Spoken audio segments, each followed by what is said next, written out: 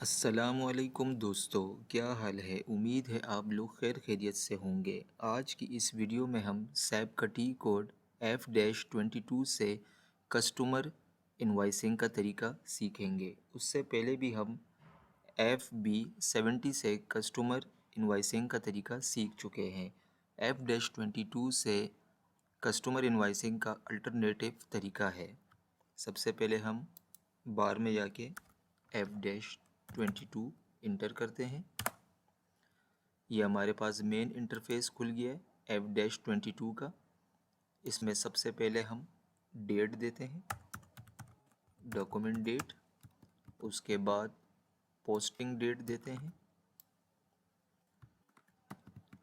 उसके बाद company code देते हैं, उसके बाद करेंसी देते हैं। टाइप जो है कस्टमर इनवाइसिंग की वो हमेशा DR ही रहेगी। उसके बाद डॉक्यूमेंट हेडर टेक्स्ट लिखते हैं, किस मकसद के लिए हम कर रहे हैं। Booking of training revenue by Capital University. Training revenue यहाँ से कॉपी करके इधर कॉपी करते हैं, बाय कैपिटल यूनिवर्सिटी CU कर देते हैं। उसके बाद जैसा कि एक्सेल में मैंने एंट्री पहले ही बना दी है आपको समझाने के लिए, कैपिटल यूनिवर्सिटी का जो कस्टमर अकाउंट है वो होगा डेबिट और ट्रेनिंग रेवेन्यू को हम करेंगे क्रेडिट। अब जो कस्टमर का अकाउंट है वो F-22 में 01 से डेबिट होता है। अगर हम 01 को दोबारा लिखते हैं तो आप ये देख सकते हैं C से कस्टमर आता है, D से डेबिट एंड इनवाइस 01 से। इसको क्लिक करते हैं, उसके बाद कस्टमर का अकाउंट लिखते हैं। आप सर्च भी कर सकते हैं, मैं पहले से ही यहाँ पे लिख दिया ताकि टाइम ज़ाया ना हो। यहाँ से इसको इधर पेस्ट करते हैं, उसके बाद हम इंटर करते हैं, उसके बाद हम अमाउंट लिखते हैं। फॉर एग्ज़ाम्पल मैं लिखता हूँ 55,000। उसके बाद आप टेक्स्ट में आते हैं, आप इधर टेक्स्ट कॉपी करते हैं, booking of training revenue by Capital University, इसको इधर कॉपी किया। उसके बाद अब हम नेक्स्ट पोस्टिंग की में क्रेडिट की एंट्री करते हैं, जो कि सिंपल GL अकाउंट क्रेडिट होना है तो हमेशा 50 क्रेडिट एंट्री। उसके बाद हम ट्रेनिंग रेवेन्यू का कोड लिखते हैं जो कि किसी भी कंपनी के चार्टर अकाउंट्स पे डिफ़र करेगा। यहाँ पे हम Ctrl+V करके इसको पेस्ट करते हैं, फिर इंटर करते हैं। ये एरर कोई एरर नहीं होता, येलो में जो शो होता है इसको हम दोबारा एंटर करेंगे, स्पेस करेंगे अगर वही अमाउंट करनी है। उसके बाद कॉस्ट सेंटर मुतालिका जो अपना है उसको करते हैं। उसके बाद टैक्स पे आते हैं, स्पेस दबाते हैं, वही टैक्स कॉपी करते हैं। उसके बाद डिस्प्ले डॉक्यूमेंट ओवरव्यू पे जाते हैं, तो ये आपकी एंट्री आपको शो होने लग गई है।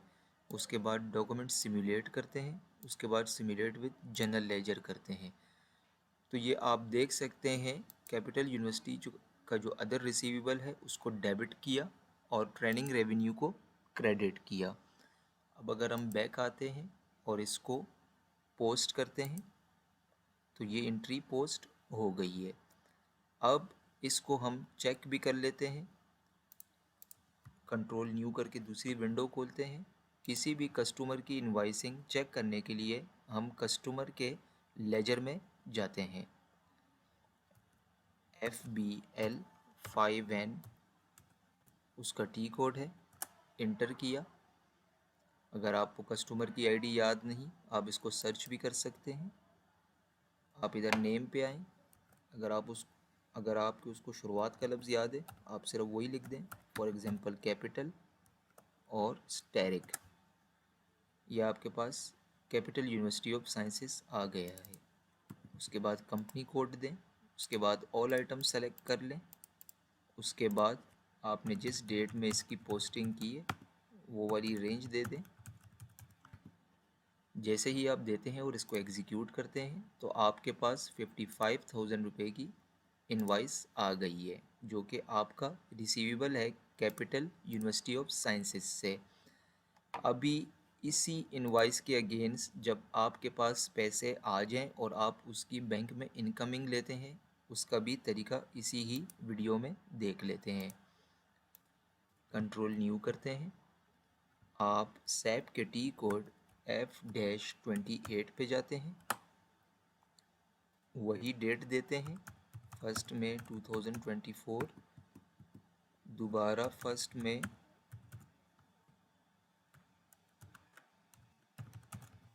2024,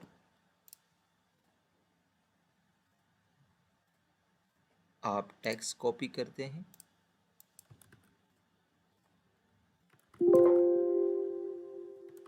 वैल्यू डेट हटा देते हैं बैंक की इनकमिंग लेते वक्त, आप प्रॉफिट सेंटर देते हैं, आप असाइनमेंट देते हैं। फॉर एग्जांपल जो चेक आपको रिसीव हुआ है या IBFT उसका रेफरेंस बैंक के साथ नॉक ऑफ करने के लिए, फॉर एग्जांपल वो है 89123। उसके बाद जिस बैंक अकाउंट में बैंक डेटे में अकाउंट में आके उस बैंक का कोड लिखेंगे जिस बैंक में रिसीव हुए हैं। फॉर एग्जांपल मुझे 320791 बैंक में हुए हैं और पूरे 55,000 हुए हैं, अमाउंट लिख देंगे। और इस अकाउंट में हम उसी कस्टमर का लिख देंगे जिस कस्टमर से हमें रिसीव हुए हैं।